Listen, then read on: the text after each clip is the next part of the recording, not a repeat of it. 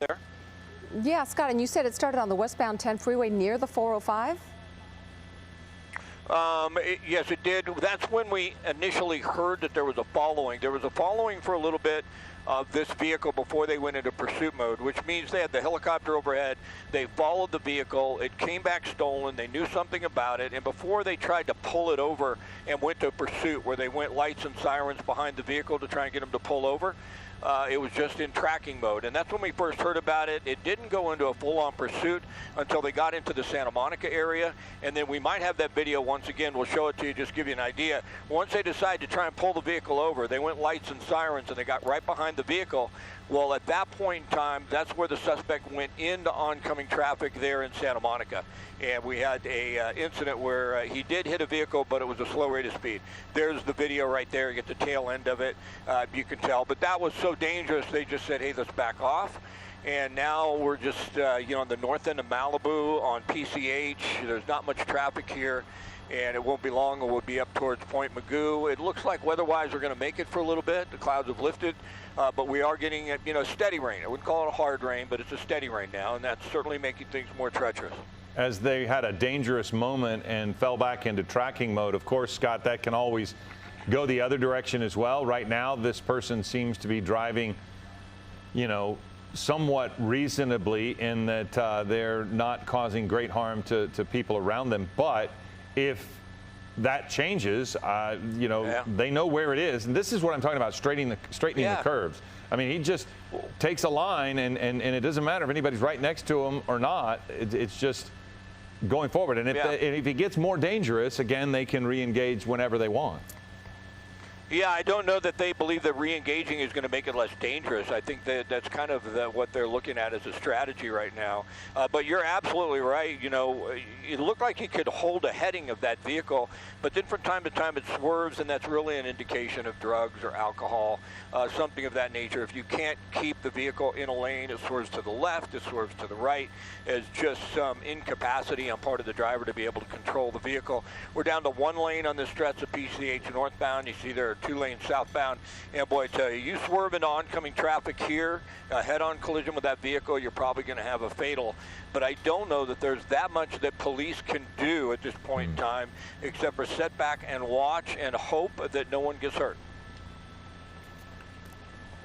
And Scott, we can't really see from where that angle as far as what might be coming around those corners. But see, this is one thing that's concerning to me. When you've only got one lane for the truck and 2 on the other side, that's when it starts to be worrisome to me, when this person who has shown the ability to pass people into oncoming traffic or using the turn lane to pass, that's the worry for me here. If this person is just continuing those kind of actions when it's only one lane, because like you said, you can't see what's coming around that corner. Exactly. Yeah, no, it's extremely dangerous. There's no question about that. And, sometimes if it is drugs and alcohol, the ability of the driver deteriorates. And it gets worse and worse and worse. We've sort of a bit here. Initially, we saw the suspect be able to out of traffic, not hit anybody, really not swerve back and forth into a lane. And then not too long ago, we saw him actually just into another vehicle right next to him for no reason. He wasn't trying to get around anybody. He just spaced out and, didn't control the vehicle there for a moment, and it pushed another car closer to the side. That could have been dangerous, extremely dangerous. But you're right, as we travel north here, there are some turns. For the most part, not big, wide turns. We're coming up towards Point Magoo here. We'll be in their airspace in a moment. Looks like weather-wise we can continue northbound. It's about the same. It's a steady rain, but it's not a heavy rain, and everybody is backed off. So I have a feeling that they've got a tracker on this, as I mentioned, and they're just going to let it play out. Right now, it doesn't appear that it's extremely dangerous, to anyone in this area. But even more so, I don't know that getting behind this vehicle with a patrol car wouldn't make it more dangerous, and that's what they don't want to do. Right. It makes sense for them to back off at this point because, again, as we've been saying, we don't know what they know. They probably have some information that a tracker, as you said, or some information on the driver that could will allow them to get to this vehicle when it ultimately does stop. But where are you abouts now on PCH? We're not far from Point Magoo. We're about a mile and a half south of the rock there. Point Magoo. We'll be coming up on that in just a moment. It's interesting here now. He's got a vehicle in front of him that is not traveling at a high enough rate of speed for him, and look, he's just pushing him out of the way. Look at that. So it did split from one lane to 2 lanes northbound, and now just 1 lane southbound. But boy, that's a tight squeeze on the southbound side, oncoming traffic. Just that double yellow line there, and if he swerves into that now, we are going to have some serious consequences, I'm afraid. There's not a lot of volume out here. There is some traffic coming southbound. We just certainly hope that this driver stays in his lane here and nobody gets hurt. Well, the concern that I saw in that last little stretch, Scott, is, you know, you would think a person in this manner would use the shoulder to pass somebody, but there were cars parked on the shoulder. So clearly he or she could see the cars on the shoulder, which led to the middle lane. And that's the terrifying thing, is if this person doesn't have the shoulder available and decides to go into oncoming traffic, again, this is the worry part about this and this kind of driving, where even with plenty of lane, the person's still driving right near the yellow lane, yellow line. Yeah, on top of it right there. Yeah, it could be deadly. There's a truck coming opposite direction. Look at that. Yeah, oh, goodness.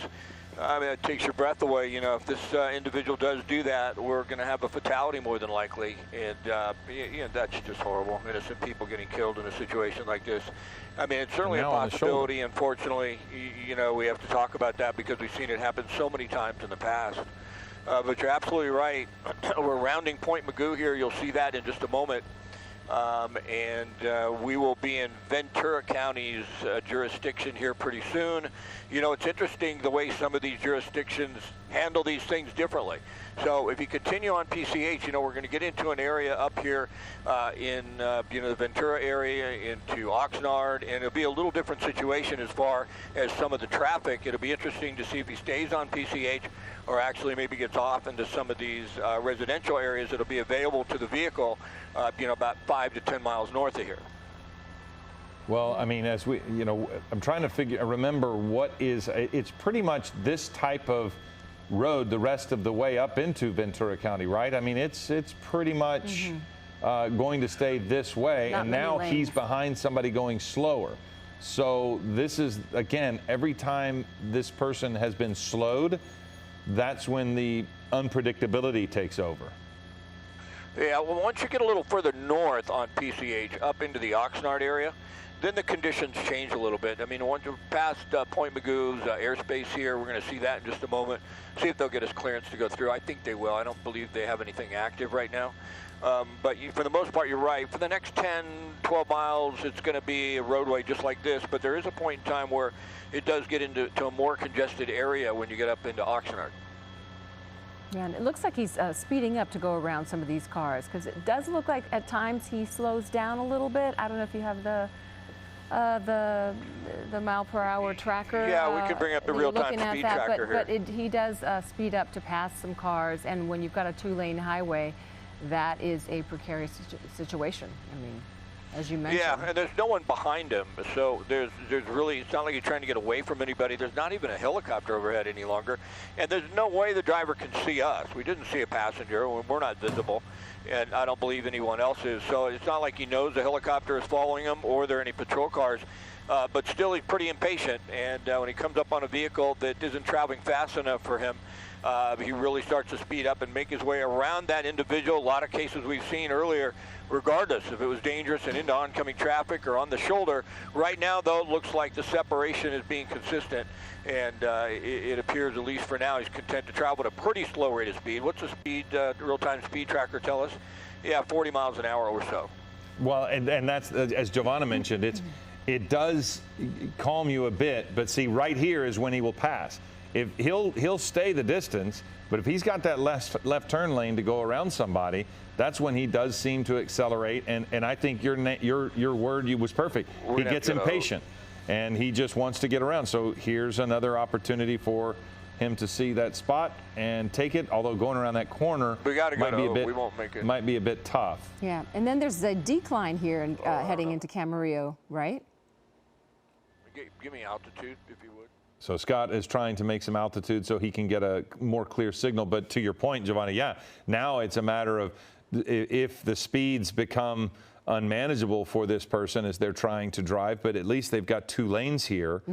And so there for a moment, it's just that area, there's always seeming to be some construction going on there. As you head up into the Ventura area, it can get down to 2 lanes. You worry about people who are working. And then the conditions themselves are not good for driving in the best of it, but it's rainy and messy. It is raining, and as he moves into Ventura, there'll be more rain. And I was talking about that decline in Camarillo into Camarillo. That's a pretty steep decline, and we don't know how much control he has of that vehicle. With that, and especially if it's empty. If it's an empty vehicle, this is the video of earlier, and this is one of the reasons why they went to tracking mode. The person drove into oncoming traffic. You'll notice, see how everybody had to back up to get out of the way to avoid being hit. And he clipped a car. And he did clip someone. So if this, and then by the way, there was a lot of anxiousness immediately after this section because the person would drive into the turn lane for upwards of a mile. That's right. And just put a lot of people at risk. As we see there, he's in the middle lane there and actually drove against traffic for a little bit as well. And his speeds have been a little bit erratic. I mean, mostly moderate rates of speed, but he has picked up. And this is the section that you were talking about. But when he went into the oncoming traffic or into the turn lane and then came upon the end of that turn lane and nearly had to hit the pylons in the middle, that's right. He was coming over, and that's when the people around him were all at risk.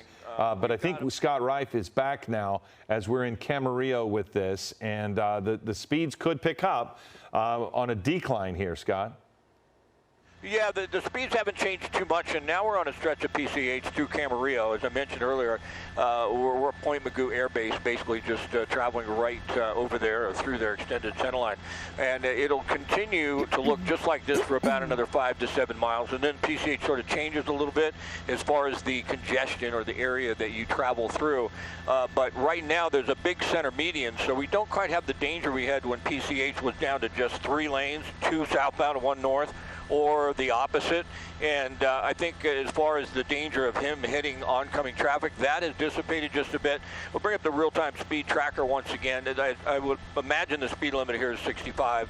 And so you can tell he's traveling a little faster than the speed limit, but not excessive rates of speed. At least we haven't seen that. And there's little to no volume on this entire stretch of PCH all the way up into Oxnard from what I can tell. There's a lot of cloud cover up ahead.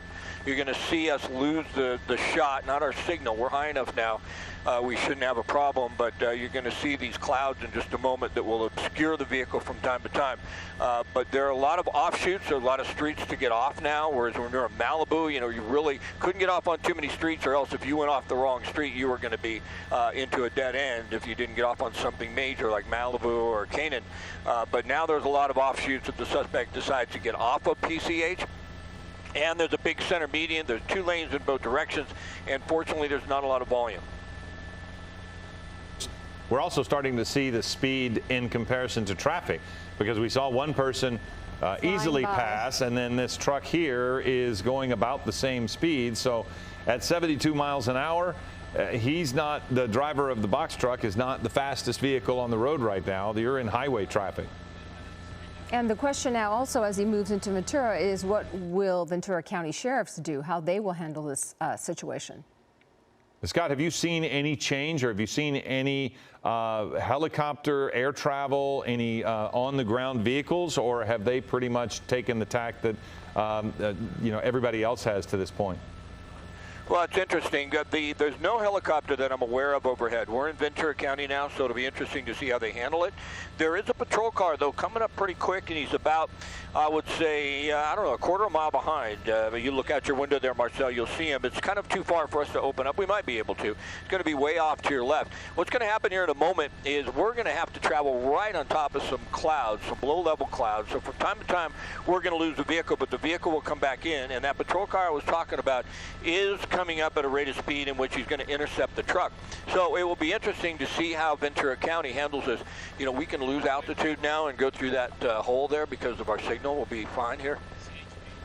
And that's a CHP. It's not Ventura County Sheriff, so it's CHP. And it'll be interesting to see just how they handle this as we come up into this area of Ventura County. And there's the clouds you're talking about. Fortunately, we can descend quite a bit now and still get our signal because of where we're at.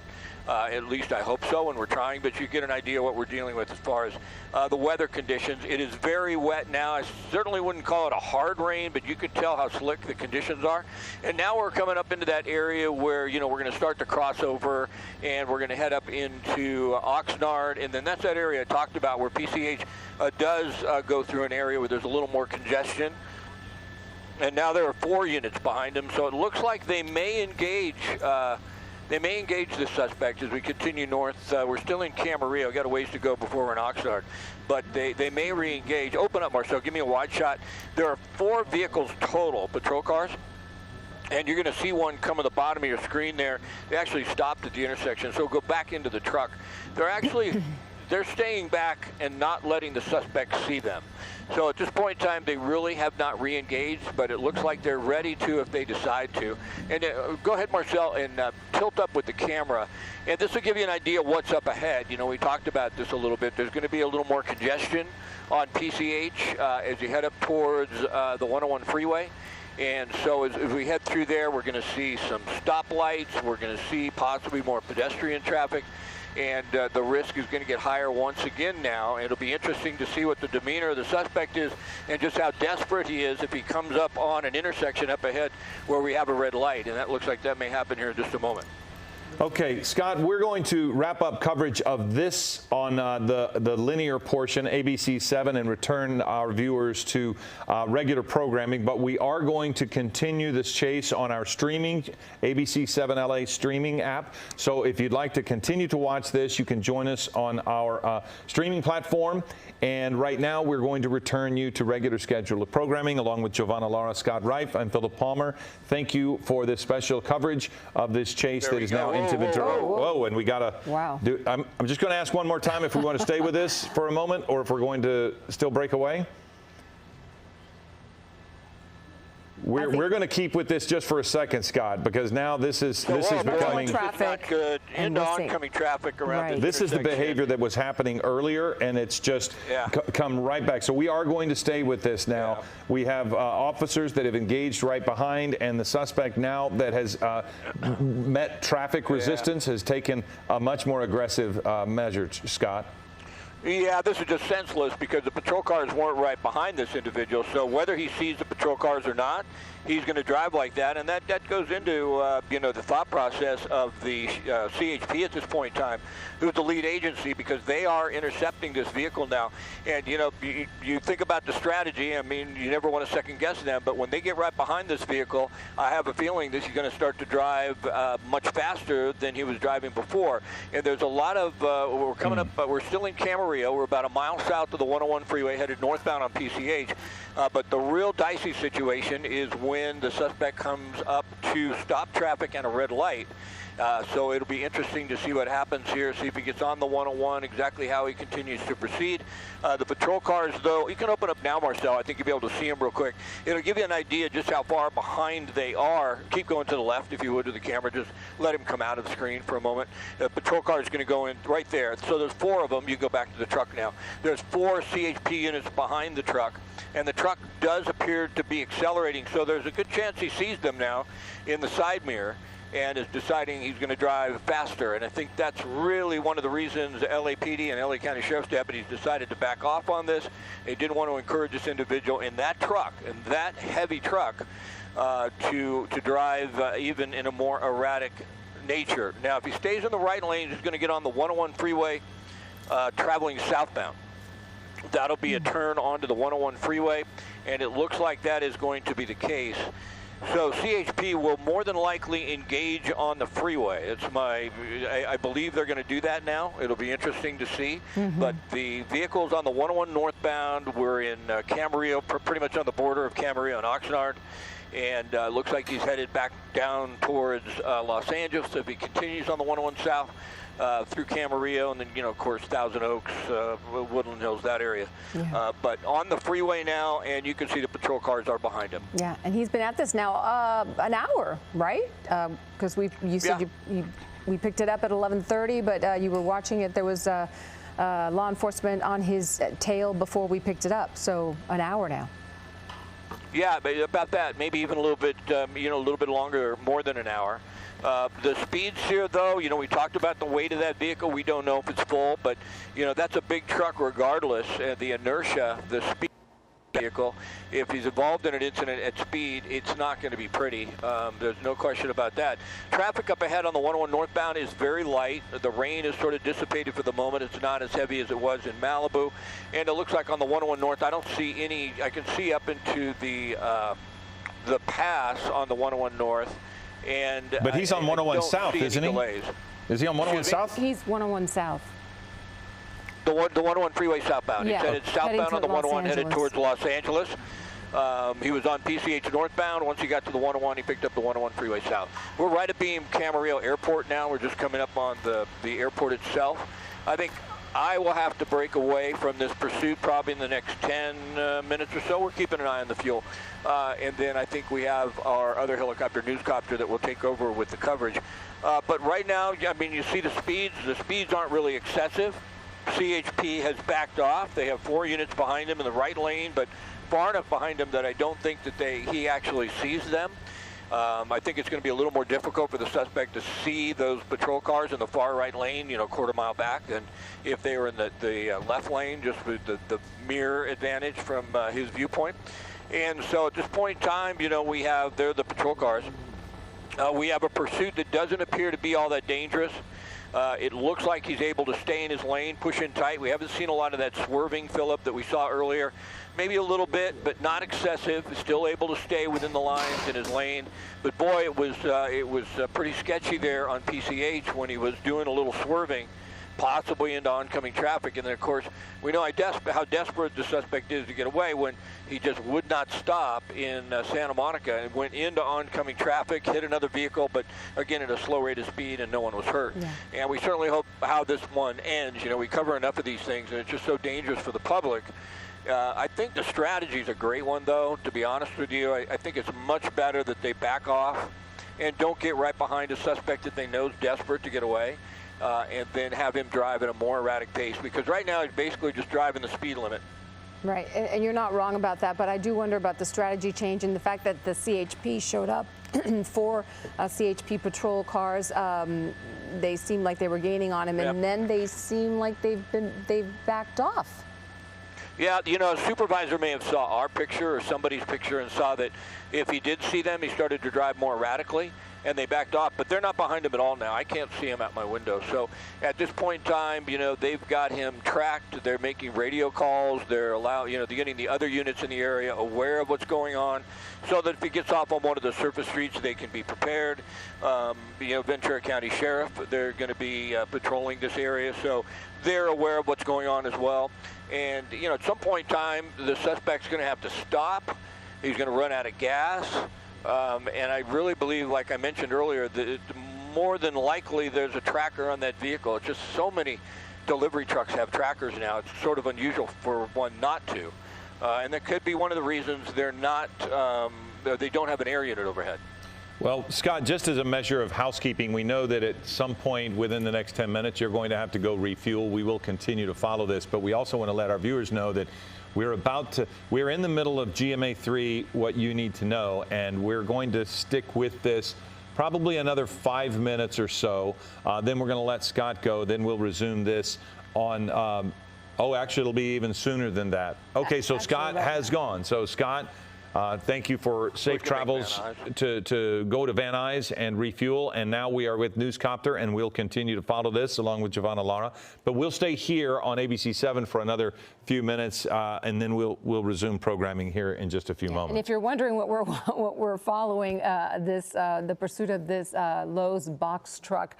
For about an hour now, we started to follow it at around 11:30. We spotted it, or we got word of a pursuit. When the box truck was on the westbound 10 freeway near the 405, we know it is a stolen truck, but we don't have much information on the driver, although we do believe the driver is alone in that vehicle, and we're not sure what the content of the truck is. Well, we saw a few moments ago, those were some of the recorded images of when this person was driving into oncoming traffic there on PCH. It seems as if, and Scott pointed it out multiple times, whenever law enforcement got close enough to that driver that the driver knew they were there, that's when the driver became much more desperate to get away. Throughout, the driver had been best described as impatient. If anyone was in his way, he was willing at any point to drive into oncoming traffic. But just as we were about to break away at Ventura, this is what we saw when the person nearly ran into a pickup truck, drove into a turn lane, and then through an intersection to try to get away from CHP officers, which had just resumed. That's what you're looking at on the right. On the left is Air 7 HD, another helicopter. We don't have a reporter in that helicopter, so we'll just kind of describe what we see.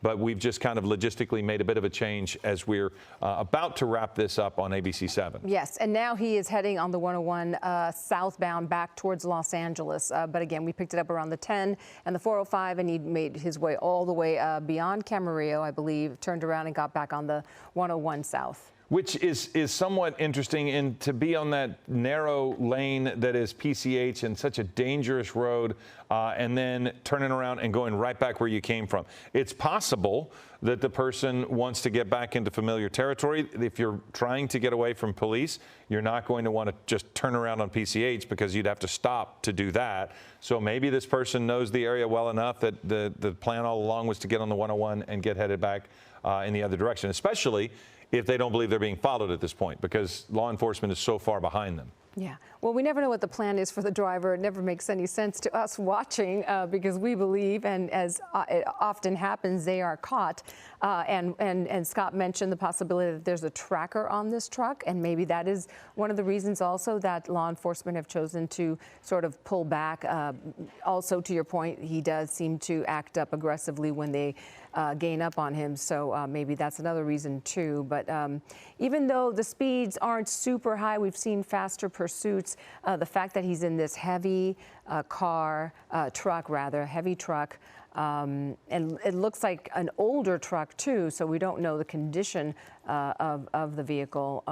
That makes it more dangerous, despite the moderate speeds. We can't really get into the mind of the person or necessarily how the person came to the vehicle, but it does strike me as a very high possibility that this person just grabbed one of these vehicles from Lowe's and took off. You can rent these vehicles all the time.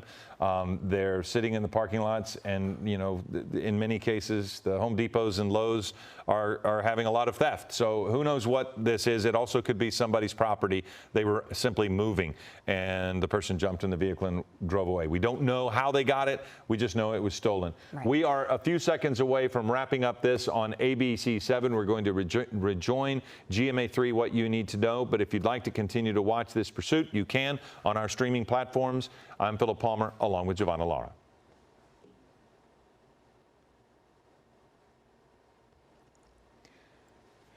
And we continue to follow the pursuit of this stolen truck. On the 101 southbound, this is Ventura Freeway. We're not sure where he is at this point, but he was making his way back from Camarillo. And again, this is a stolen truck. This is why authorities began the chase, is what we understand.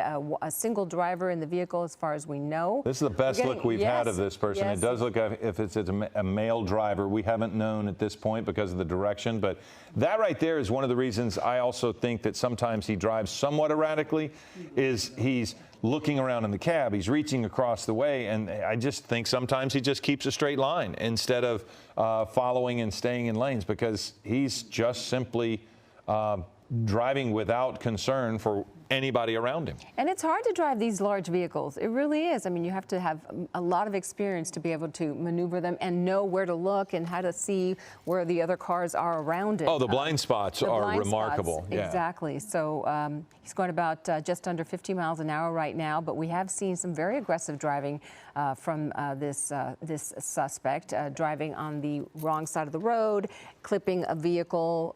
Nothing serious, no one was hurt, but he is determined to get away. And I think, you bring up a great point about the lack of being able to see what's around you. And as it looks like this person was thinking about getting off in the exit, but whenever this guy was getting in congested traffic, you're not going to know if somebody is right there to your right. The left side, you probably can see them, but not on the right. And so when he was just driving, I think those were the moments where it just didn't matter if anybody was there or not. He couldn't see them probably, and he didn't really care. So when he would go to the left, there's the chances that he could see what was there a little better. But what's interesting about this right now is, again, it's just freeway speeds. And there are people who are driving faster than this person. And so we've seen cars right now, this little minivan is driving faster and going to pass. So it's not so much the speed, but the impatience and the recklessness and the willingness to do whatever to continue moving forward for this truck that I think is the fear. That's right. And we have seen evidence of law enforcement in pursuit initially. And then, as you know, we've been saying, they pulled back. And then all through the northern part of PCH, no one was following him. There was no evidence of any patrol vehicles. That would be through sort of the LA County Sheriff's Department jurisdiction. But then when he moved into Camarillo, we did see 4 CHP patrol cars gain on him, try to catch up with him. But then again, we saw some more aggressive driving from the suspect, and they pulled back. Well, and that was, I think, if those 4 officers, or one, it started as 1 and then all of a sudden there were 4, but if they all of a sudden decided, hey, now may be a chance, they got proof, or they got more evidence that what LAPD and what the sheriff had decided to do was the best course of action. Because as soon as that move was made that we saw on videotape just a moment ago of the driving through Ventura County, right in that Camarillo area, that was proof that, hey, he's still very aware that he doesn't want to be caught. Exactly. And we have Bruce Thomas on the line, law enforcement expert.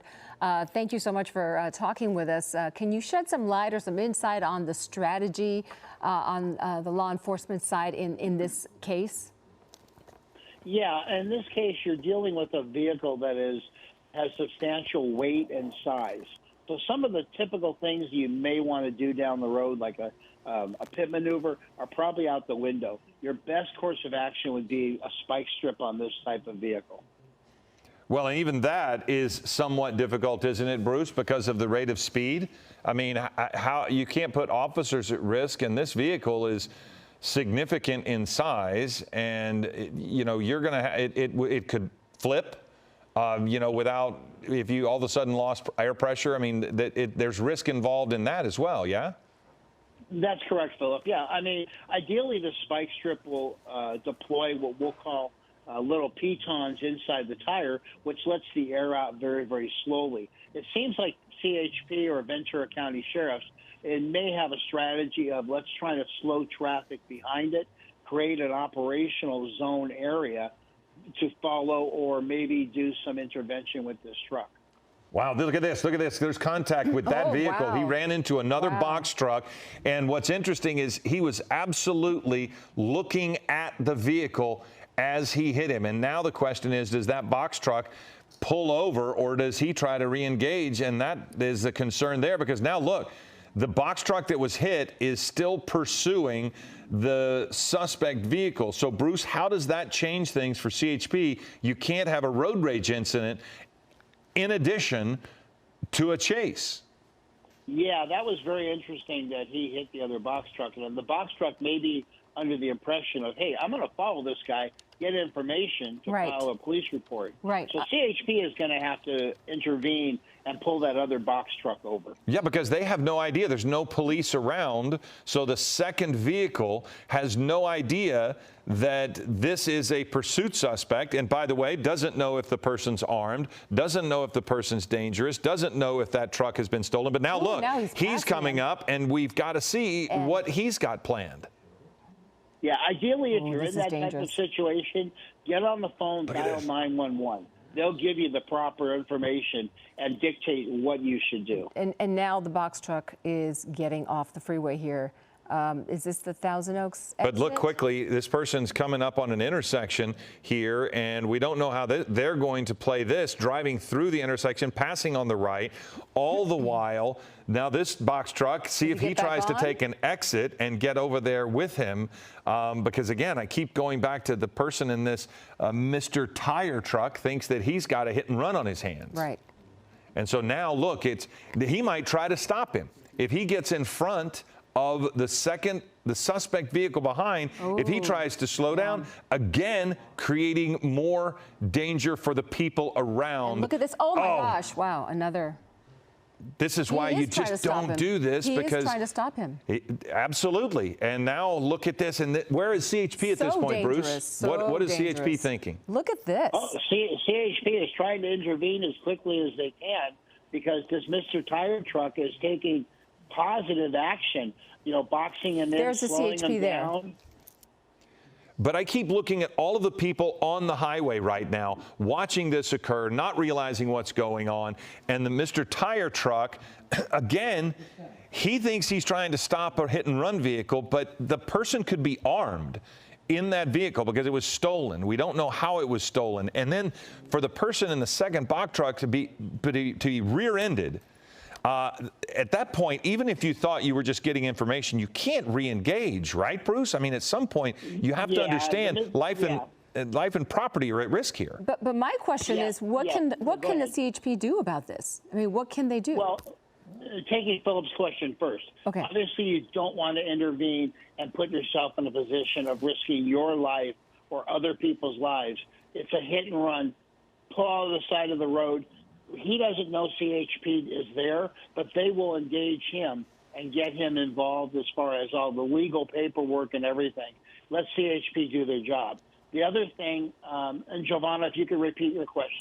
My question is, what can you do about this situation as a CHP officer following these two guys? Well, they got to pull over the Mr. Tire truck and get him to disengage. Yeah.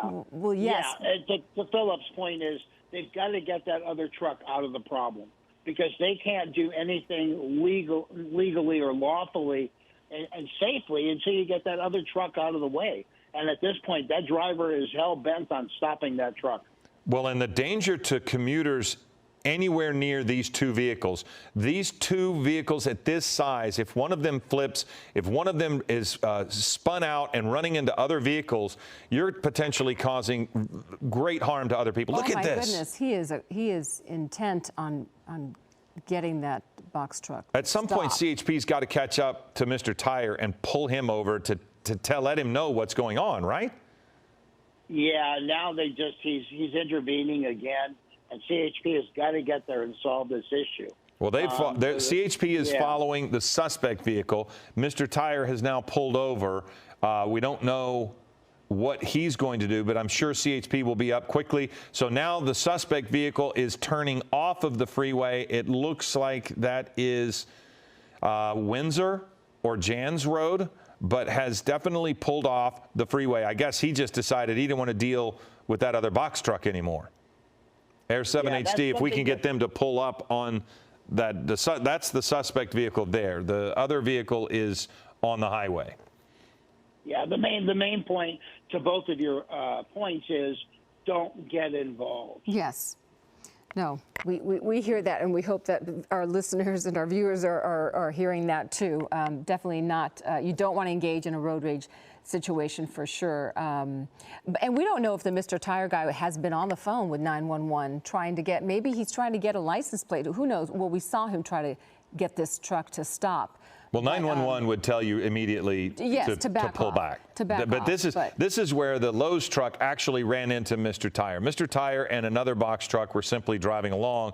I believe, as anyone, somebody hits you, rips off your front bumper, and then keeps going, you're going to at least follow to maybe get a license plate or something, and then you're going to be upset. But look at the driver on the left. That's the live picture. Again, going through an intersection, shown recklessness on the freeway, the engagement with another box truck. It's been just an aggressively violent, rageful act between these two guys.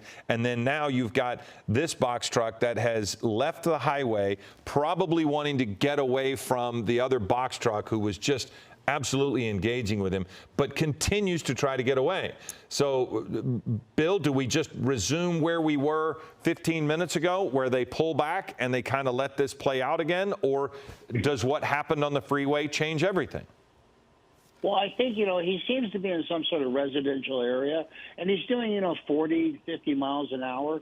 So could you deploy a spike strip? If you can get ahead of this vehicle, yes, you can.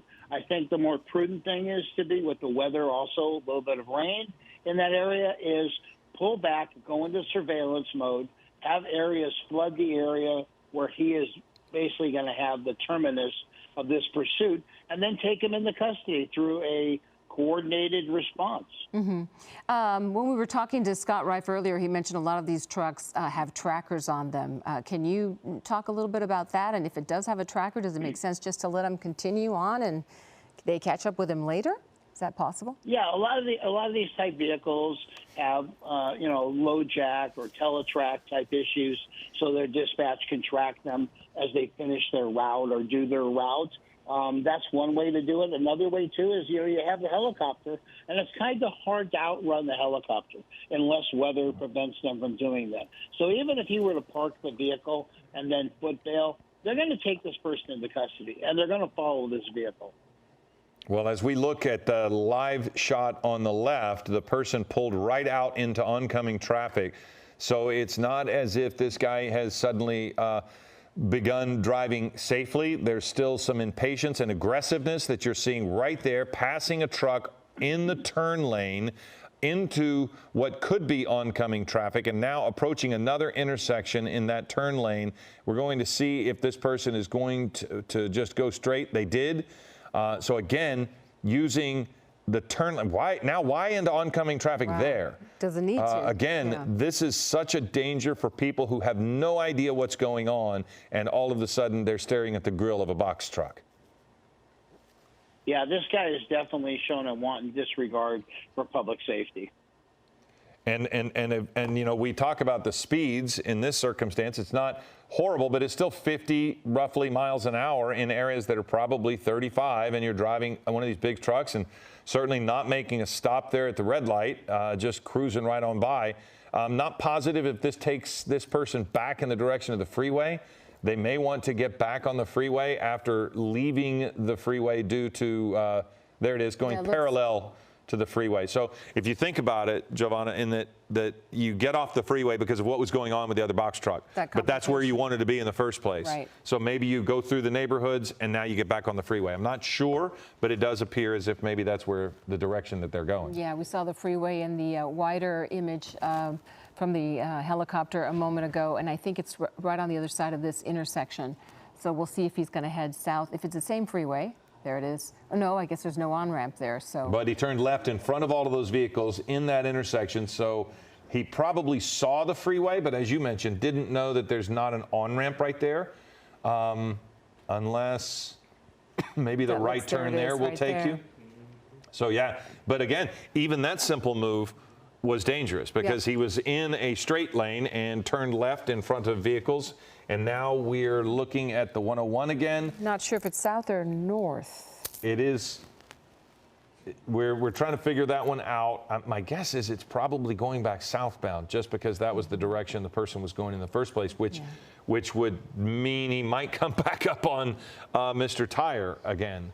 So Bruce, what your thoughts? No, it's northbound. My apologies. It does say 101 northbound. Northbound. Yeah. So Bruce, bringing you back into this. This is perplexing. Like, how do you handle this? Yeah, going back to what Philip said, this is a good-sized truck. It's got some weight to it. It may be loaded fully with cargo and appliances or whatever. So that creates another problem for the pursuing officers. But in this case, you just got to kind of follow the vehicle. I think if you get right up on it, and this person knows they're being chased, obviously, you may create a dangerous situation more than what we've seen. Well, we keep running the video there on the right of the interaction between these two box trucks when the Lowe's vehicle, which is the suspect vehicle, sideswiped a person probably just going about their business and their day-to-day work, and then that person reacted over the course of about 2 or 3 minutes of some very dangerous activity between the two, still just trying to get the Lowe's person to stop. But because the Lowe's person is being chased by police, he was willing to ram the Mr. Tire truck from behind. He was willing to sideswipe them and continue to go. It was a really dangerous scenario for Mr. Tire truck. And I don't even think he realized how dangerous it was, because this vehicle is stolen and has been trying to get away from police for the better part of an hour and a half now. Likely completely unaware of what was happening when he was hit by that box truck. And it's understandable. I mean, it is understandable to be that upset and that rageful, I would think. Of because, course. Bruce, I mean, this was an unprovoked act on that person, and he just wanted them to stop and do the right thing. So it's, and he's driving asking, a company vehicle. Yeah, it might even be his business. It might even be his business. Right. But Bruce, I mean, it's hard. I mean, in hindsight, yes, I'm sure you could think, okay, yes, I should have done that differently. But in the moment, I don't think that the person's actions were that unjustified, except when it got more dangerous to people all around. Yeah, and it doesn't look like he has a license plate on that. Not anymore. No. Remember, there was a whole lot going on. Yeah, that's true. But Bruce, when you talk about the unjustified actions? Yeah, I mean, obviously you're upset. You're frustrated. You're like, hey, this guy just hit me. I'm not going to let them get away with that, even though you don't know the other part of the circumstances of this incident. But, you know, we tell people, don't get involved. Discretion is the better part of valor. Pull to the side of the road, dial 911. You know, you just don't get involved. What are there charges that someone could be facing in that circumstance? Maybe we can help our viewers with that as well. If you find yourself in something similar to this, because this could happen again within the next 5 minutes. What happens to a person who acts in that manner? Is it usually a slap on the wrist or a ticket, or say, hey, don't do that again? You know, it elevates itself. You have a hit and run misdemeanor, meaning you have now been involved in an accident and you have not pulled over and exchanged information with the other driver. So that's one charge. The second charge, obviously, is the pursuit charge.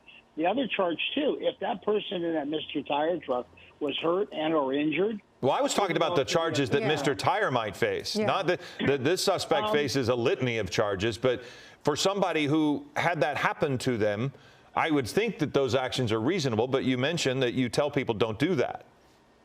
Yeah, I mean, are they reasonable? Yes and no. Are you frustrated? Yes. Are you upset? Yes.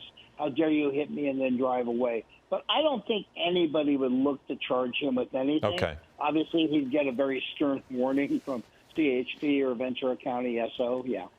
I mean, I understand following him. I don't think that I would get in front of him and try to stop that big truck. That might not have been the wisest thing to do. And certainly not anything we recommend. But you know, we keep talking around this over and over again. This guy keeps going. He's just nothing stopping him, and it appears like it is getting rainier. Well, going northbound. Yeah, northbound. And I'm not sure how our signal is going to be affected the further north we go. But again, we've been following this since about 11:30 on ABC7, and then now we are on our streaming channel. And when we went to the stream, that's when things took a turn. There were plenty of opportunities for unhappy outcomes during our broadcast on ABC7 when this person was driving in and out of traffic. But once we went to the stream and he ran into that box truck, but that's again, it's almost exactly what we had seen elsewhere. He was driving along, he went to change lanes, and either he couldn't see the box truck or he didn't know what he was doing, but he just didn't care and ran into somebody who was just minding their own business. And then that person, everything started to escalate there for a moment. And that's many times the dangers of these chases is, especially in surveillance mode, the people don't realize there's a chase going on right now. They don't realize what this person has done because they see no police officers. They see no law enforcement. And so they don't know to pull over. And then this person just sideswipes them. And everything changes. Right. That seems to have been an accident, right? When he sort of clipped that other box truck. But you were talking about when we went from the stream, when we started this, we were going from our linear coverage to the stream. He became very aggressive when he realized that those CHP vehicles were behind him. Every time law enforcement has made their presence known, he ratchets up the aggression and the speed and the weaving and the dangerous driving. And Bruce Thomas stays with us here. And, you know, Bruce, when we had LAPD, we had LA County Sheriff at one point. We had Ventura probably taking a look at this, although we didn't see any law enforcement from Ventura. We did see, that's when the CHP, as what Giovanna was just mentioning, joined. So you've had multiple agencies, and for the most part, everybody has taken the same tact, which is track the vehicle. But how do things change for all of these agencies based off of what we just saw between the two box trucks? Because I still don't see any CHP. Yeah, I mean, there are a couple of things going on here. One, the unpredictability of the driver, and we've seen that. Trying to pass a vehicle, ramming a vehicle, getting off the freeway, getting on the freeway, totally unpredictable. The law enforcement seems to be in a tracking mode as the weather is deteriorating with rain. Police helicopters that normally would be able to follow with low-lying clouds and fog, they may not be able to. So in this case, it's going to be a kind of wait-and-see game. Maybe you can get some CHP ahead of the game because it is on the freeway to follow this person. But I don't think they're going to actively engage at this speed. Yeah, and you said earlier a spike strip would be their only possible, you know, avenue of stopping him. But with the rain and the other vehicles on the road, that's not likely. Well, the nice thing about the spike strip is once it's deployed and the little metal, I'll call them like straws, will then bed into the tire, it lets the air out very, very slowly. So it's almost like a controlled stop. But we have seen vehicles run on rims for a long period of time with no rubber. So it's not a panacea. It's not the solution for everything. Well, and if you look at this box truck, it's got 4 wheels on the back, if I'm looking at that correctly. So that makes it, if I'm, is it 2 there on the back? I can't, I thought it was. But yeah, it does look like there's 2 on the back and 4 on the back. So, you know, now that makes that difficult. And, you know, you get the front, okay, but you're going to have to deflate upwards of 6 tires if you really want him to get down on the rims. Yeah, and the other thing, too, is to deploy the spike strip, you have to have a safe operational area, not just for the deployment, but for the officer who's going to deploy it, too. Yeah, that's one of the things I was thinking about earlier, because the deployment of the spike strip is not just lay it out on the street and step back safely and watch. It usually is done in between one car coming by and another car coming by, and the officer has to toss it out there. So with an unstable vehicle like this, you're really putting the officer at extreme risk because if they swerve to miss that spike strip and tip that vehicle over, that could be life-threatening for the officer. Yeah, and one of the things we're seeing is the weather deteriorating rapidly as they move up toward Ventura County, heading up toward Santa Barbara, Oxnard.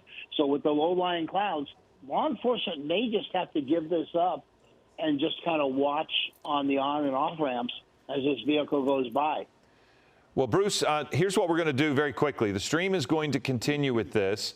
Giovanna and I are going to pause. We have some work that we have to do on ABC7, but then we will rejoin you and we'll continue to follow this. So we'll be silent here for about 2 to 3 minutes, and then we will rejoin the chase. But the picture here on our stream will continue as authorities monitor this box truck, which was reported stolen about 2 hours ago.